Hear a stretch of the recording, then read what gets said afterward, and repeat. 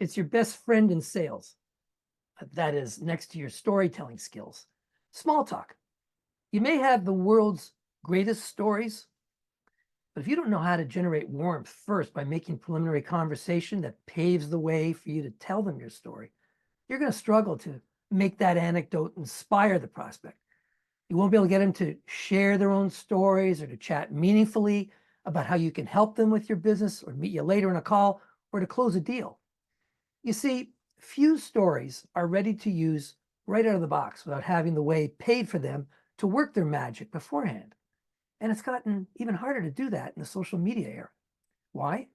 Because people today are so used to communicating on platforms like LinkedIn and being relentlessly pitch slapped that they developed an innate ability to smell a pitch coming a mile away.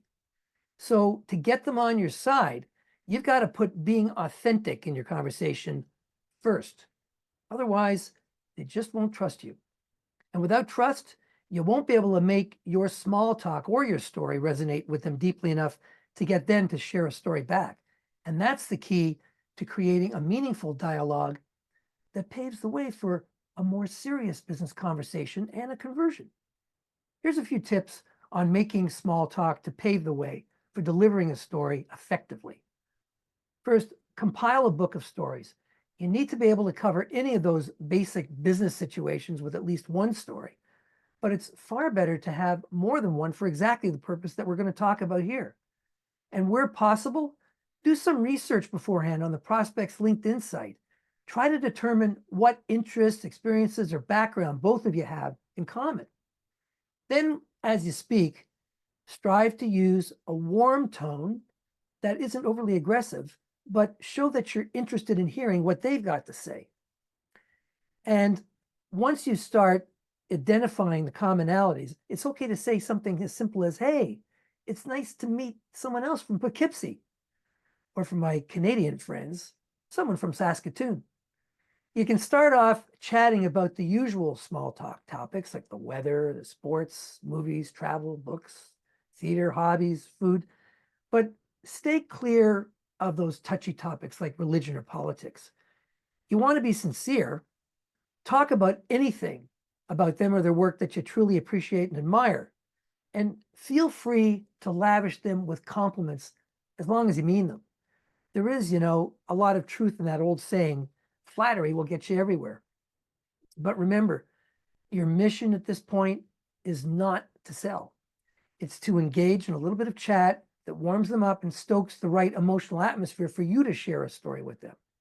So hold off right now on hitting them with those blunt interrogation type questions like, what's your biggest challenge in your work now?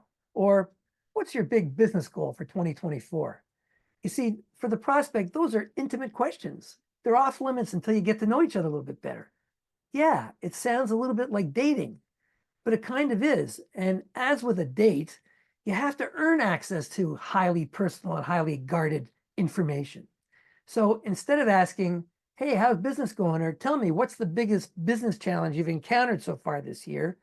Just mention casually that, I noticed something interesting on your website or your LinkedIn profile the other day. I saw you had a post where you were talking about doing X and you said you made that decision because of Y. And that surprised me. I'd always thought that X wasn't a viable method given Z. So because with that, you've shown an honest interest in their work and thinking, and they really can't begrudge you for having your own feelings and thoughts, they're likely to feel impelled to respond to you. They may say, yeah, we had experimented numerous times with X, but we found Y.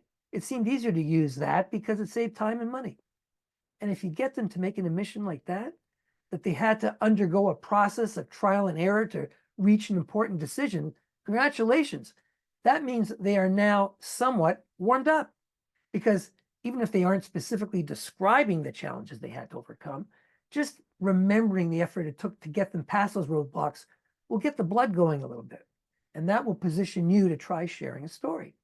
So now that the moment's arrived, start with something like, yeah, that reminds me of a time when, and as you speak, be sensitive to how your story is going over. Watch their facial expressions and their body language. Are they showing signs of interest or disinterest? If they lick their lips or fidget in their seat, chances are that story may not be fully resonating with them, and they likely will need more warming up. Now, when you finish the story, check the temperature. Ask them, can you share a similar story? And if they do, great, you're on your way. But if they say no, or if they even say, yeah, but seem to be holding back details, well, you may need to do a little more work warming them up. So you go back to small talk. Friends, making small talk is really no small matter, but you need to do it to avoid coming off as trying too hard to befriend your prospect. You've got to stay patient.